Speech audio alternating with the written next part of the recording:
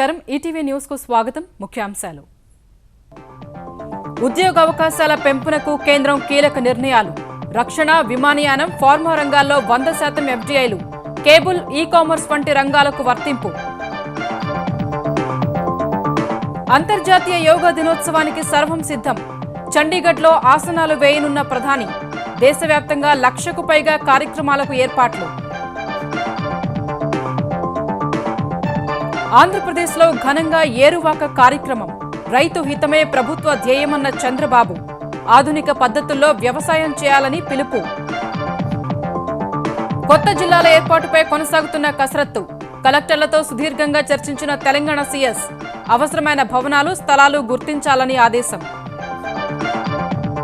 హైదరాబాద్లో రహదారుల దుస్థితిపై కేటీఆర్ సమీక్ష నిర్వహణ ప్రైవేటుకు అప్పగించే యోచన అవసరమైతే జీహెచ్ఎంసీ చట్టాలు మారుస్తామని స్పష్టీకరణ అల్పపీడన ద్రోణి ప్రభావంతో కోస్తాలో భారీ వర్షాలు 2 రోజుల పాటు తెలంగాణకు వర్ష సూచన వానలతో అమరావతిలో రైతులకు ప్లాట్ల కేటాయింపు వాయిదా రెండో టీ20లో భారత్ ఘన విజయం జింబాబ్వేపై 10 వికెట్ల తేడాతో గెలుపు 4 వికెట్లు తీసిన బరీందర్ శరణ్ కు మ్యాన్ ఆఫ్ ద మ్యాచ్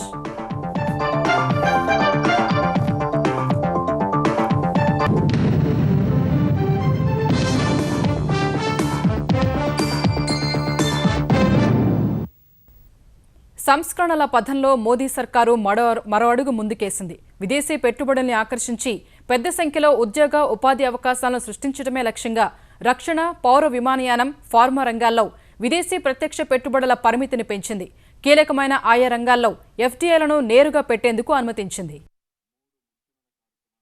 దేశంలో విదేశీ ప్రత్యక్ష పెట్టుబడుల ప్రవాహాన్ని పెంచడమే లక్ష్యంగా ఎఫ్డీఐ నిబంధనల్లో కేంద్రం భారీ మార్పులు తీసుకొచ్చింది పౌర విమానయానం ఏక బ్రాండ్ రిటైల్ రక్షణ ఔషధ రంగాలతో పాటు ఆహార ఉత్పత్తుల్లో ఈ-కామర్స్ ప్రైవేటు భద్రతా సంస్థలు పశుపోషణ రంగాల్లో విదేశీ ప్రత్యక్ష పెట్టుబడుల పరిమితిని పెంచింది వీటిలో ఎక్కువగా స్వయంచాలక అనుమతుల మార్గంలోనే విదేశీ ప్రత్యక్ష పెట్టుబడులు పెట్టేందుకు అనుమతి ఇచ్చింది పౌర విమానయాన రంగంలో ప్రస్తుతం 49% విదేశీ ప్రత్యక్ష పెట్టుబడులకు అనుమతి ఉండగా 100%కి పెంచింది ఇందులో 49% వరకు ఎఫ్డీఐలకు ఎలాంటి అనుమతి అవసరం లేదు అంతకంటే ఎక్కువైతే ప్రభుత్వ అనుమతి తప్పనిసరి చేశారు బ్రౌన్ఫీల్డ్ విమానాశ్రయ ప్రాజెక్టులో 74% ఎఫ్డీఐలకు ఏ అనుమతులు అవసరం లేకపోగా ఆ మొత్తాన్ని 100%కి పెంచారు కీలకమైన రక్షణ రంగంలో 100% విదేశీ ప్రత్యక్ష పెట్టుబడులకు అనుమతినిస్తూ కేంద్రం నిర్ణయం తీసుకుంది ప్రస్తుతం రక్షణ రంగంలో ఎఫ్డీఐల పరిమితి 49% మాత్రమే ఉంది 1959 ఆయుధాల చట్టం ప్రకారం చిన్న ఆయుధాలు మందుగుండు తయారీకి 100% మిగిలిన వాటికి షరతులతో 49 నుంచి 100% ఎఫ్డీఐలకు కేంద్రం అనుమతించింది భారత్లో ఆహారోపోత్పత్తుల తయారీని ప్రోత్సహించేందుకు ప్రభుత్వ అనుమతులతో 100% ఎఫ్డీఐలకు అనుమతి లభించింది కేంద్రం ఆమోదించిన ట్రేడింగ్ ఈ-కామర్స్ సంస్థలు ఆహార ఉత్పత్తుల తయారీ సంస్థలకు ఈ అనుమతులు వర్తిస్తాయి బ్రాడ్కాస్టింగ్ రంగంలోని ఎఫ్డీఐల నిబంధనలను కేంద్రం సడలించింది automatic teleports DTH cable network mobile TV sky broadcasting service local cable ఆపరేటర్లు పూర్తి డిజిటలైజేషన్ కోసం 100% విదేశీ ప్రత్యక్ష పెట్టుబడులకు కేంద్రం అవకాశం కల్పించింది ఔషధ రంగానికి సంబంధించి బ్రౌన్ఫీల్డ్లో నేరుగా 74% ఎఫ్డీఐలకు కేంద్రం అనుమతినిచ్చింది బ్రౌన్ఫీల్డ్ విభాగంలో ప్రభుత్వ అనుమతులతో 100% ఎఫ్డీఐలకు ఇదివరకే అవకాశం ఉంది అంతర్జాతీయ సంస్థలను ఆకర్షించడంలో ప్రపంచంలోనే ప్రథమ స్థానంలో ఉన్న భారత్ ఎఫ్డీఐ విధానాలను మరింత సరళీకరించడం ద్వారా మరింత భారీ స్థాయిలో విదేశీ పెట్టుబడులను ఆకర్షించవచ్చని భావిస్తోంది The Prime Minister's intention to make India a manufacturing hub and manufacturing hub not just to cater to Indian demand, be it in the defense sector where a huge amount is spent on our defense requirement. So it has been an exercise where we have made sure that the FDI inflows are given a clear direction with an objective of Make in India, focus on creating jobs and ensuring that India becomes a manufacturing hub. You meet the Indian demand and anything over and above that will be exported from India. ప్రస్తుతం private భద్రతా సంస్థల్లో 49% ఎఫ్డీఐలకు అనుమతి ఉండగా 74%కి పెంచారు పశుసంవర్ధక రంగం తేనెటీగల పెంపకం చేపల పెంపకంలో 100% విదేశీ ప్రత్యక్ష పెట్టుబడులకు కేంద్రం అనుమతించింది వసుధైక కుటుంబ స్ఫూర్తిని చాటే అంతర్జాతీయ యోగా దినోత్సవం నిర్వహణకు భారత్ సహా ప్రపంచ దేశాలు సిద్ధమయ్యాయి దేశవ్యాప్తంగా 1,00,000కు పైగా కార్యక్రమాలను చేపట్టేందుకు ఎన్డీఏ సర్కారు ఏర్పాట్లు చేసింది వేర్వేరు దేశాలు సైతం తమదైన రీతిలో ఆసనాల పండుగకు సన్నాహాలు పూర్తి చేశాయి. ప్రధాని నరేంద్ర మోదీ 2వ యోగా దినోత్సవానికి నేతృత్వం వహించే చండీగఢ్ సహా మరికొన్ని చోట్ల వర్షాలు కురుస్తాయన్న అంచనాలు అధికార యంత్రాంగంలో గుబులు పుట్టిస్తున్నాయి.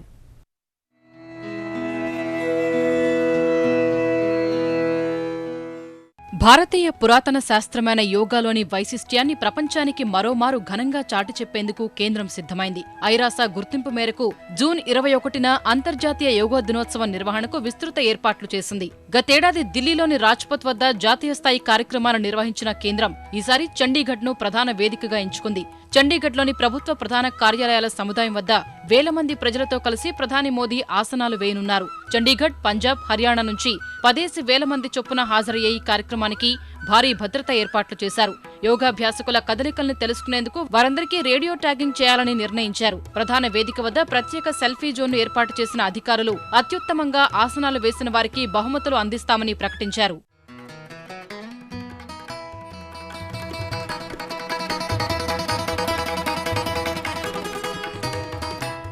దేశవ్యాప్తంగా వేర్వేరు ప్రాంతాల్లో మొత్తం 1,260 కార్యక్రమాలకు కేంద్రం ఏర్పాట్లు చేసింది. విజయవాడ సహా మరో 9 చోట్ల ప్రాంతీయ స్థాయి మెగా యోగా కార్యక్రమాల్ని నిర్వహించనుంది. 391 విశ్వవిద్యాలయాలు, 16,000 కళాశాలలు, 12,000 పాఠశాలల్లోనూ ఆసనాల పండుగను జరపనుంది.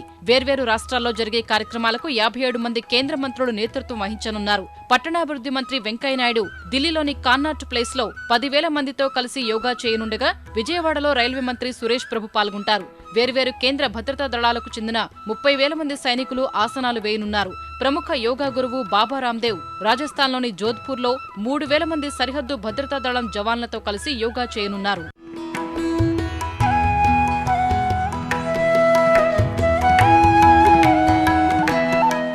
కేంద్ర ప్రభుత్వ ఉద్యోగులు యోగా దినోత్సవంలో పాల్గొనడం తప్పనిసరి కాదన్న సర్కారు మంగళవారం వారికి సెలవు లేదని పేర్కొంది. యోగా దినోత్సవాన్ని పురస్కరించుకుని ప్రధాని నరేంద్ర మోదీ సూర్య నమస్కారాల చిత్రాలు ముద్రించిన ప్రత్యేక తపాలా బిళ్లల్ని ఢిల్లీలో ఆవిష్కరించారు. 2వ అంతర్జాతీయ యోగా దినోత్సవ నిర్వహణకు ప్రపంచవ్యాప్తంగా విస్తృత ఏర్పాట్లు జరుగుతున్నాయి. గతేడాది తరహాలోనే వేల మంది విదేశీయులు ఆసనాల పండుగకు సిద్ధమయ్యారు. యోగా దినోత్సవాన్ని పురస్కరించుకుని పర్వతాసనం వేస్తున్న మహిళ చిత్రాన్ని ప్రతిబింబించేలా ఏర్పాటు చేసిన ప్రత్యేక దీపాలతో న్యూయార్క్లోని ఐరాస భవనం వెలుగులీనింది. అంతర్జాతీయ యోగా దినోత్సవానికి తెలుగు రాష్ట్రాలు సన్నద్దమవుతున్నాయి. హైదరాబాద్ కుకట్పల్లి జేఎన్టీయూ మైదానంలో art of life walkers club ఆధ్వర్యంలో జరిగిన యోగా సన్నాహక శిబిరంలో తెలంగాణ ఉపసభాపతి పద్మా దేవేందర్ రెడ్డి, మంత్రి తలసాని శ్రీనివాస్ యాదవ్ పాల్గొన్నారు. సోమాజిగూడ ప్రెస్ క్లబ్లో ఈషా ఫౌండేషన్ పాత్రికేయులకు ఉపయోగా శిబిరం నిర్వహించింది. ఆదిలాబాద్ జిల్లా మందమరిలో సింగరేణి ఆధ్వర్యంలో యోగా పరుగు జరిగింది. మంచిర్యాలలో స్వామి వివేకానంద యోగా ట్రస్ట్ ఆధ్వర్యంలో జిల్లా స్థాయి యోగా పోటీలు నిర్వహించారు. వరంగల్ రంగసాయిపేట ప్రభుత్వ పాఠశాలలో జరిగిన ఉచిత యోగా శిబిరంలో చిన్నారులు, మహిళలు పాల్గొన్నారు. విజయవాడలోని బెన్ సర్కిల్ సమీపంలోని A1 కన్వెన్షన్ సెంటర్లో యోగా నిర్వహణకు ఏర్పాట్లు చేస్తున్నారు. కడప కోటిరెడ్డి సర్కిల్ నుంచి 7 రోడ్ల వరకు యోగా ర్యాలీ నిర్వహించారు. కృష్ణా జిల్లా తిరువూరు, కర్నూలు జిల్లా నందికొట్కూరులో పోలీసులు యోగాసనాలు వేసి ప్రజలకు అవగాహన కల్పించే ప్రయత్నం చేశారు. యానాంలోని వైఎస్ఆర్ ఇంటర్నేషనల్ ఇండోర్ స్టేడియంలో ప్రభుత్వ, ప్రైవేటు పాఠశాలల విద్యార్థులతో యోగాసనాలు వేయడంలో శిక్షణనిచ్చారు. ఆంధ్రప్రదేశ్ను కరువు రహిత రాష్ట్రంగా తీర్చిదిద్దడమే తెలుగుదేశం ప్రభుత్వ లక్ష్యమని ముఖ్యమంత్రి చంద్రబాబు పునరుద్ఘాటించారు. పశ్చిమ గోదావరి జిల్లా చిట్టవరంలో ఏరువాక కార్యక్రమాన్ని లాంఛనంగా ప్రారంభించిన ఆయన అత్యాధునిక పద్ధతుల్లో వ్యవసాయం చేసి అధిక దిగుబడులు సాధించాలని రైతులకు పిలుపునిచ్చారు. ప్రజల స్థితిగతులపై ప్రభుత్వం నిర్వహించే పల్స్ సర్వేకు సహకరించాలని కోరారు. మృగశిర కార్తీ జ్యేష్ఠ శుద్ధ పౌర్ణమి సందర్భంగా పశ్చిమ గోదావరి జిల్లా నరసాపురం మండలం చిట్టవరంలో ఏరువాక కార్యక్రమాన్ని ముఖ్యమంత్రి చంద్రబాబు లాంఛనంగా ప్రారంభించారు. ఎడ్లబండిపై సభా ప్రాంగణానికి చేరుకుని రైతులతో కలిసి నాగలిపట్టి దుక్కి దున్నారు. వరి నాటు యంత్రంతో నాట్లు వేసి వ్యవసాయ పనులను ప్రారంభించారు. ఏరువాక ద్వారా రైతుల్లో చైతన్యం తీసుకురావటమే లక్ష్యమన్న ముఖ్యమంత్రి చంద్రబాబు వ్యవసాయాన్ని పండగ చేసేందుకు రైతులను అన్ని విధాలుగా ఆదుకుంటున్నామని స్పష్టం చేశారు.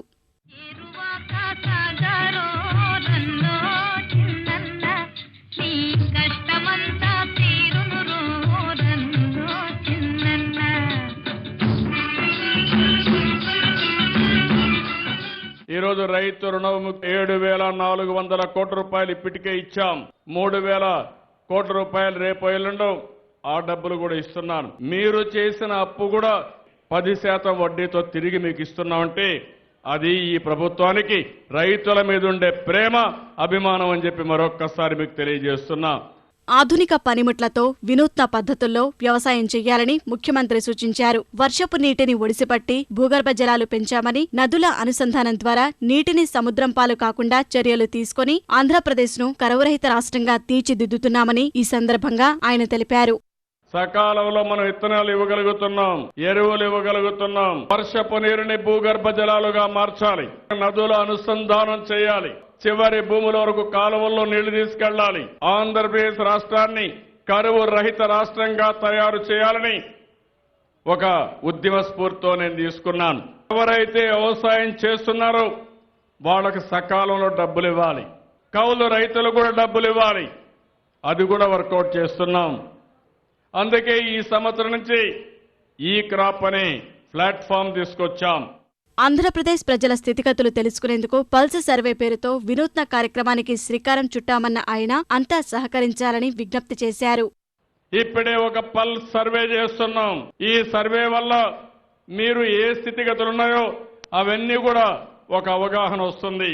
దానికి పూర్తిగా సహకరించండి. మీ రేషన్ కార్డు కానీ, మీ గ్యాస్ కనెక్షన్ కానీ, మీ భూమి వివరాలు కానీ, అదే మరి మీ పిల్లల స్కాలర్షిప్లు కానీ అన్ని కూడా అందులో పొందుపరిచాం. ఇంకా కొంత సమాచారం ఉంటే అది తీసుకుంటాం. ఏ పేదవాడికి పింఛను రాకపోతే నేరుగా ఈ పింఛను మీ ఇంటికి పంపించి నేరుగా మీకు మెసేజ్ ఇచ్చే పరిస్థితి వస్తుంది. అలాంటి వినూత్నమైన కార్యక్రమానికి శ్రీకారం చుడుతున్నాం. ఆంధ్రప్రదేశ్ ఇతర జిల్లాల్లో మంత్రులు, ప్రజాప్రతినిధులు, అధికారులు, రైతులు ఏరువాక కార్యక్రమంలో పాల్గొన్నారు. తెలంగాణలో కొత్త జిల్లాల ఏర్పాటుపై కసరత్తు కీలక దశకు చేరింది. కొత్త జిల్లాల్లో పాలనా కేంద్రాలకు అవసరమైన స్థలాలు, భవనాలు గుర్తించాలని తెలంగాణ ప్రభుత్వ ప్రధాన కార్యదర్శి రాజీవ్ శర్మ కలెక్టర్లను ఆదేశించారు. కొత్త జిల్లాలో మండలాల ప్రతిపాదనలపై కలెక్టర్లు సమర్పించిన నివేదికలపై ఉప ముఖ్యమంత్రి మహమూద్ అలీ, సీఎస్ రాజీవ్ శర్మ, సీసీఎల్ఏ రేమండ్ పీటర్ సచివాలయంలో సుదీర్ఘ సమీక్ష నిర్వహించారు. ముఖ్యమంత్రి సూచనల మేరకు కొత్త జిల్లాలు, మండలాల విభజనపై ఆయన కలెక్టర్లతో చర్చించారు. ఉద్యోగుల అంశంపైన దృష్టి కేంద్రీకరించారు. దసరా నుంచి కొత్త జిల్లాల్లో పాలన మొదలయ్యేందుకు అవసరమైన చర్యలు తీసుకోవాలని రాజీవ్ శర్మ కలెక్టర్లను ఆదేశించారు. త్వరలో అన్ని శాఖల ముఖ్య కార్యదర్శులు, శాఖాధిపతులతో సీఎస్, భూ పరిపాలనా శాఖ కమిషనర్ సమావేశమై కొత్త జిల్లాల్లో పరిపాలన ఎలా ఉండాలన్న అంశంపై చర్చించనున్నట్లు తెలుస్తోంది. రేపు కూడా కొనసాగనున్న కలెక్టర్ల సమావేశంలో కీలక నిర్ణయాలు తీసుకునే అవకాశాలున్నట్లు తెలుస్తోంది. హైదరాబాద్ మహానగరంలో రహదారుల దుస్థితిపై తెలంగాణ పురపాలక శాఖ మంత్రి అసహనం వ్యక్తం చేశారు. కోట్లు ఖర్చు చేస్తున్నా రహదారులపై నీళ్లు నిలుస్తున్నాయని, ప్రజలు ఇబ్బందులు పడుతున్నారని ఆవేదన వ్యక్తం చేశారు. జూబ్లీహిల్స్లోని మర్రి చెన్నారెడ్డి మానవ వనరుల అభివృద్ధి కేంద్రంలో జీహెచ్ఎంసీకి సంబంధించిన వ్యవహారాలపై కేటీఆర్ మేధోమథనం నిర్వహించారు. ప్రజలకు కనీస సౌకర్యాలు కల్పించాల్సిన బాధ్యత ప్రభుత్వంపై ఉందన్న ఆయన మూస పద్ధతుల్లో పనిచేయటం మానుకోవాలన్నారు. అవసరమైతే చట్టాల్లో మార్పులు తెచ్చి సర్కిల్ వారీగా ప్రైవేటు సంస్థలకు రహదారుల బాధ్యత అప్పగిస్తామని వెల్లడించారు. హైదరాబాద్ నగరంలోనే కొన్ని రోడ్లు, ఎయిర్పోర్ట్ రోడ్ చూసినా లేదా ఒక ఔటర్ రింగ్ రోడ్ చూసినా అవేమో బాగా నిర్వహించబడతా ఉన్నాయి. మరి మిగతా రోడ్లు ఆ రకంగా ఎందుకు లేవు అని ఆత్మవిమర్శ చేసుకున్నప్పుడు 2-3 విషయాలు చాలా స్పష్టంగా అందరూ కూడా నిక్కచ్చిగా చెప్పడం జరిగింది. ఎండ్ టు ఎండ్ మెయింటెనెన్స్ కానీ, end to end ownership of road కానీ ఒకరి చేతిలోనే ఉంటే తప్పకుండా ఫలితాలు మెరుగ్గా వస్తాయని చెప్పి అందరూ కూడా అభిప్రాయపడడం జరిగింది. కాంట్రాక్టర్లని ఎంపానల్ చేసి ఆ కాంట్రాక్టర్లను కూడా ఆషామాషి కాంట్రాక్టర్లు కాకుండా కొన్ని నాణ్యతా ప్రమాణాలు, అవసరమైతే గతంలో లోటుపాట్లు, లొసుగులు ఉన్నవారిని బ్లాక్ లిస్ట్ చేసి అయినా సరే మంచి ఉన్నత ప్రమాణాలతో పనిచేసే వ్యవస్థని ప్రోత్సహించాలని ఒక నిర్ణయం తీసుకున్నాం. దానికి అనుగుణంగా ఈరోజు ఒక చీఫ్ ఇంజనీర్స్ కమిటీ ఒకటి అపాయింట్ చేయడం జరిగింది. మెయింటైన్ చేయమని అంటే 10 ఏళ్లలో ఆ రోడ్డు మళ్ళీ చెడిపోయినా వాళ్ళే మొత్తం పూర్తి బాధ్యత పూర్తి వారి ఖర్చులతో వేయాలి. మనం ఒకటేసారి వారికి డబ్బులు ఇవ్వం. దశల వారీగా వారి పనితీరును ఎప్పటికప్పుడు అధ్యయనం చేస్తూ చేయాలనేది ఒక బ్రాడ్ డైరెక్షన్ ఇచ్చాము. సమూలంగా చట్టాలు కూడా అవసరమైతే మారుస్తాం. టెండర్ నిబంధనలు, జీహెచ్ఎంసీ బైలాసు, మున్సిపల్ యాక్ట్లో అవసరమైతే కొన్ని మార్పులు, చేర్పులు ఇవన్నీ కూడా మారుస్తామని చెప్పి తెలియజేస్తా ఉన్నాం. రుతుపవనాలకు తోడు ఉత్తర రాజస్థాన్ నుంచి పశ్చిమ మధ్య బంగాళాఖాతం వరకు విస్తరించిన అల్పపీడన ద్రోణి ప్రభావంతో తెలుగు రాష్ట్రాల్లో వర్షాలు కురుస్తున్నాయి. ఉదయం నుంచి కురిసిన వర్షాలకు చెరువులు నిండుకుండను తలపిస్తుండగా రహదారులు జలమయమై ప్రజలు ఇబ్బందులు పడుతున్నారు. కృష్ణా జిల్లా గన్నవరం, హనుమాన్ జంక్షన్లో ఉదయం నుంచి ఎడతెరిపి లేకుండా వర్షం కురిసింది. విజయవాడలో కురిసిన వర్షానికి లోతట్టు ప్రాంతాల్లో వరద నీరు చేరింది. విజయనగరం, పశ్చిమ గోదావరి జిల్లాల్లోనూ వర్షాలు కురిశాయి. గుంటూరు జిల్లాలో చెదురుమదురు జల్లులు పడగా నెల్లూరు జిల్లాలో ఉదయం నుంచి జోరు వాన కురిసింది. తెలంగాణలోనూ పలుచోట్ల వానలు పడుతున్నాయి. నల్గొండ జిల్లా కోదాడలో 3 రోజుల నుంచి కురుస్తున్న వర్షాలకు లోతట్టు ప్రాంతాలు నీట మునిగాయి. అటు అల్పపీడన ద్రోణి ప్రభావంతో తెలుగు రాష్ట్రాల్లో మరో 2 రోజుల పాటు సాధారణ నుంచి భారీ వర్షాలు కురిసే అవకాశం ఉందని వాతావరణ శాఖ తెలిపింది. రాజధాని నిర్మాణానికి భూములిచ్చిన రైతులకు ప్లాట్ల కేటాయింపు ప్రక్రియను తాత్కాలికంగా వాయిదా వేసినట్లు ఆంధ్రప్రదేశ్ పురపాలక శాఖ మంత్రి నారాయణ ప్రకటించారు. తుళ్లూరు, నేలపాడు ప్రాంతంలో వర్షాలు కారణంగా రైతుల సూచన మేరకు 4 రోజుల పాటు ప్లాట్ల కేటాయింపు వాయిదా వేసినట్లు మంత్రి విజయవాడలో తెలిపారు. 824 మంది రైతులకు లాటరీ ద్వారా 1147 నివాస ప్లాట్లు, 769 వాణిజ్య ప్లాట్లు, 55 విల్లా స్థలాలను కేటాయించేందుకు తుళ్లూరు సిఆర్డీఏ కార్యాలయంలో ఏర్పాట్లు పూర్తయినట్లు తెలిపిన మంత్రి కేటాయింపుపై ఎవరికీ అపోహలు అక్కర్లేదని సూచించారు. ఈ నెల 25న సీడ్ యాక్సిస్ రోడ్లకు ముఖ్యమంత్రి శంకుస్థాపన చేస్తారని, అదే రోజు అన్న క్యాంటీన్లను వెలగపూడిలో ప్రారంభిస్తామని నారాయణ వివరించారు. మార్నింగ్ నుంచి కంటిన్యూస్ వర్షం రావటం వల్ల రైతులందరూ వచ్చి ఒక రిక్వెస్ట్ చేశారు. సార్ 824 మంది రైతులు ఉన్నాం, ఇంతమంది ఈ కార్యక్రమాన్ని చూడటానికి మేము అందరూ రావడానికి సిద్ధపడ్డారు. అయితే ఈ వర్షం కంటిన్యూస్ గా రావటం వల్ల అందరూ రావటం ఇన్కన్వీనియంట్ అవుతుంది కాబట్టి దీన్ని ఒక 2-3 రోజులు పోస్ట్ పోన్ చేయమని అందరూ రిక్వెస్ట్ చేశారు. రైతుల కోరిక మేరకు మాత్రమే ఈ రోజు దీన్ని టెంపరీగా వాయిదా వేసాం. అది 25వ తేదీ ఈ కార్యక్రమాన్ని కంటిన్యూ చేస్తాం. విజయవాడ సికింద్రాబాద్ మధ్య సూపర్ ఫాస్ట్ రైలును రైల్వే మంత్రి సురేష్ ప్రభు, సీఎం చంద్రబాబు విజయవాడలో జెండా ఊపి ప్రారంభించారు. గుంతకల్లు, కల్లూరు మధ్య డబ్లింగ్ పనులకు శంకుస్థాపన చేశారు. విజయవాడ సికింద్రాబాద్ సూపర్ ఫాస్ట్ రైలు వారంలో 5 రోజులు తిరుగుతుంది. 5 ఏసీ, 8 స్లీపర్ క్లాస్ బోగీలతో రైలును ప్రయాణికులకు అందుబాటులోకి తెచ్చారు. ప్రమాదాలు జరిగినప్పుడు ప్రాణ నష్టం తగ్గించేలా బోగీల్లో ప్రత్యేక ఏర్పాట్లు చేశారు. సికింద్రాబాద్లో ఉదయం 5:30కు ప్రారంభం కానున్న రైలు ఉదయం 11 గంటలకు విజయవాడ చేరుకుంటుంది. సాయంత్రం 5:30కు విజయవాడలో బయలుదేరి రాత్రి 11 గంటల 10 నిమిషాలకు సికింద్రాబాద్ చేరుకుంటుంది. తుని ఘటన కేసులో అరెస్టు చేసిన వారందరినీ విడుదల చేయాలని కోరుతూ మాజీ మంత్రి ముద్రగడ పద్మనాభం దీక్ష కొనసాగిస్తున్నారు. ఆయన ఆరోగ్య పరిస్థితిని వైద్యులు ఎప్పటికప్పుడు పర్యవేక్షిస్తున్నారు. మరోవైపు తుని రైలు విధ్వంసం కేసులో మరో 3కి బెయిల్ మంజూరైంది. నిందితులుగా ఉన్న రామకృష్ణ, యేసుదాసు, విష్ణుకు పిఠాపురం న్యాయస్థానం బెయిల్ ఇచ్చింది. వీరితో కలిపి ఇప్పటివరకు మొత్తం 13 మందికి బెయిల్ మంజూరైంది. తెలంగాణలో పెట్టుబడులు పెట్టేందుకు చైనా సంస్థలు ముందుకు వచ్చాయి. ఈ మేరకు ఆ దేశంలోని హైనాన్ ప్రావిన్స్కు చెందిన గవర్నర్, మంత్రులు హైదరాబాద్ వచ్చి తెలంగాణ ప్రభుత్వంతో అవగాహన కుదుర్చుకున్నారు. హైనాన్ రాష్ట్రంతో పెట్టుబడులకు సంబంధించి 3 ఒప్పందాలు జరిగాయని తెలంగాణ ఐటీ శాఖ మంత్రి కేటీఆర్ తెలిపారు. హైనాన్లో అపోలో ఆసుపత్రి ఏర్పాటు సహా అంకుర సంస్థల అభివృద్ధికి టీ హబ్తో అంగీకారం కుదిరిందన్నారు. ఈ ఒప్పందాలు చైనా నుంచి వచ్చే ఇతర పెట్టుబడులకు దోహదపడతాయని మంత్రి వివరించారు. ముఖ్యమంత్రి గారు గతంలో చైనా పర్యటనకు వెళ్లిన సందర్భంగా చైనా దేశంలోని హైనాన్ ప్రావిన్స్ కి సంబంధించి, హైనాన్ అనే రాష్ట్రానికి సంబంధించి అక్కడి పెద్దలతో జరిపిన చర్చలు, వారిని భారతదేశానికి రావాలని ఆహ్వానించిన ధర్మిల వారందరూ కూడా ఈరోజు మన హైదరాబాద్ కి రావడం జరిగింది. వారికి తెలంగాణలో ఉన్న అవకాశాలు, భారతదేశంలో ఉన్న అవకాశాలు ఇవన్నీ కూడా వివరించి చెప్పాము. వారు కూడా వారి రాష్ట్రంలో, వారి దేశంలో ఉన్న పెట్టుబడుల అవకాశాలు వారు కూడా చెప్పడం జరిగింది. ప్రధానంగా 3 MOUలు కుదుర్చుకోవడం జరిగింది. హైదరాబాద్లో పోలియో వైరస్ కలకలం నేపథ్యంలో తెలంగాణ వైద్యారోగ్య శాఖ ప్రత్యేక వ్యాక్సినేషన్ కార్యక్రమం చేపట్టింది. హైదరాబాద్, రంగారెడ్డి జిల్లాలోని పలు ప్రాంతాల్లో నేటి నుంచి 6 రోజుల పాటు అత్యవసర పోలియో వ్యాక్సిన్ ప్రత్యేక డ్రైవ్ నిర్వహిస్తున్నారు. 6 వారాల నుంచి 3 ఏళ్ల వయసున్న చిన్నారులందరికీ ఇనాక్టివేటెడ్ పోలియో వ్యాక్సిన్ వేశారు. వైద్యారోగ్య శాఖ హైదరాబాద్లో 756, రంగారెడ్డి జిల్లాలో 122 కేంద్రాలను ఏర్పాటు చేసి ఇంజెక్షన్ టీకాలను ఇస్తోంది. ఈ కార్యక్రమం ఈ నెల 26 వరకు కొనసాగనుంది. ఆకాశాన్ని తాకి వినియోగదారులకు చుక్కలు చూపించిన టొమాటో ధరలు ఎట్టకేలకు తగ్గుముఖం పట్టాయి. చిత్తూరు జిల్లా మదనపల్లె మార్కెట్లో ధరలు సగానికి పైగా తగ్గాయి. మదనపల్లె మార్కెట్లో 3 రోజుల నుంచి కిలో టొమాటో 82 రూపాయలు పలకగా బయట 100 రూపాయలకు పైగా పెరిగింది. ప్రస్తుతం టొమాటో ధర కిలో 45 రూపాయలుగా ఉంది. ఉత్తర భారతదేశం నుంచి భారీగా సరుకు రావటం వల్లే ధర తగ్గుముఖం పట్టినట్లు వ్యాపార వర్గాలు పేర్కొంటున్నాయి. మదనపల్లె మార్కెట్ నుంచి ఛత్తీస్గఢ్, కోల్కతా, మధ్యప్రదేశ్, ఉత్తరప్రదేశ్, తమిళనాడుకు భారీగా టొమాటో ఎగుమతయ్యేది. రోజు 600 టన్నుల కాయలు మార్కెట్కు రావాల్సి ఉండగా ప్రస్తుతం కేవలం 250 టన్నుల కాయలు మాత్రమే వస్తున్నాయి. అణు సరఫరాదారుల బృందం ఎన్ఎస్జీలో 48 సభ్య దేశాల సమావేశానికి ముందు చైనా కీలక వ్యాఖ్యలు చేసింది. ఎన్ఎస్జీలో భారత్కు సభ్యత్వం ఇచ్చే అంశం సియోల్లో ఈ నెల 24న జరిగే సమావేశం అజెండాలోనే లేదని వెల్లడించింది. ఎన్ఎస్జీలో ఈ ఏడాదే భారత్కు సభ్యత్వం వస్తుందని, అందుకు చైనా వ్యతిరేకం కాదని విదేశాంగ మంత్రి సుష్మా స్వరాజ్ చెప్పిన మరుసటి రోజే చైనా విదేశాంగ శాఖ ఈ మేరకు ప్రకటన చేసింది.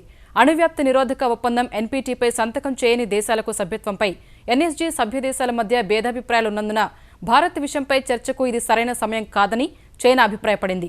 ఎన్ఎస్జీలో సభ్యత్వంపై అమెరికా, బ్రిటన్, మెక్సికో మద్దతును కూడగట్టి సియోల్ భేటీ కోసం భారత్ వేచి చూస్తున్న వేళ చైనా వ్యాఖ్యలు చర్చనీయాంశమయ్యాయి.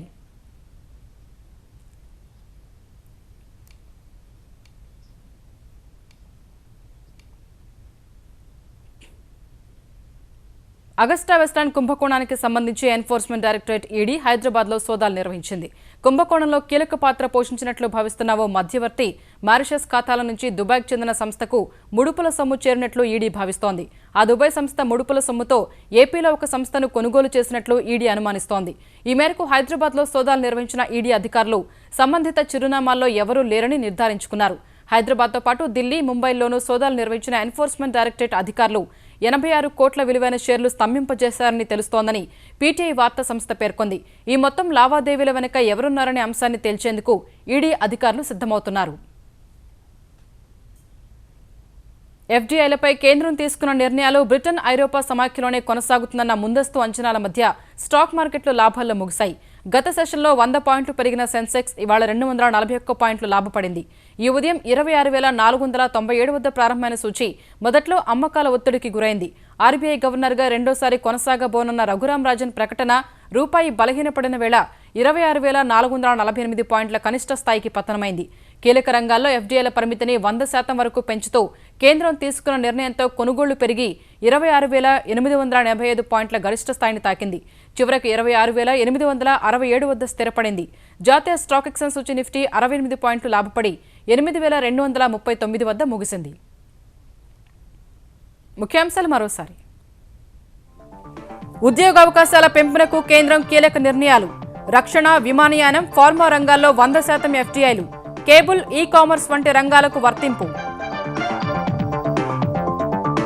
అంతర్జాతీయ యోగా దినోత్సవానికి సర్వం సిద్ధం. చండీగఢ్లో ఆసనాలు వేయనున్న ప్రధాని. దేశవ్యాప్తంగా 1,00,000కు పైగా కార్యక్రమాలకు ఏర్పాట్లు.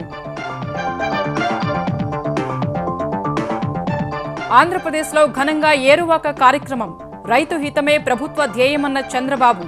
ఆధునిక పద్ధతుల్లో వ్యవసాయం చేయాలని పిలుపు. కొత్త జిల్లాల ఏర్పాటుపై కొనసాగుతున్న కసరత్తు. కలెక్టర్లతో సుదీర్ఘంగా చర్చించిన తెలంగాణ సీఎస్. అవసరమైన భవనాలు, స్థలాలు గుర్తించాలని ఆదేశం. హైదరాబాద్లో రహదారుల దుస్థితిపై కేటీఆర్ సమీక్ష. నిర్వహణ ప్రైవేటుకు అప్పగించే యోచన. అవసరమైతే జీహెచ్ఎంసీ చట్టాలు మారుస్తామని స్పష్టీకరణ. అల్పపీడన ద్రోణి ప్రభావంతో కోస్తాలో భారీ వర్షాలు. 2 రోజుల పాటు తెలంగాణకు వర్ష సూచన. వానలతో అమరావతిలో రైతులకు ప్లాట్ల కేటాయింపు వాయిదా. రెండో టీ20లో భారత్ ఘన విజయం. జింబాబ్వేపై 10 వికెట్ల తేడాతో గెలుపు. 4 వికెట్లు తీసిన బరీందర్ శరణ్ కు మ్యాన్ ఆఫ్ ద మ్యాచ్.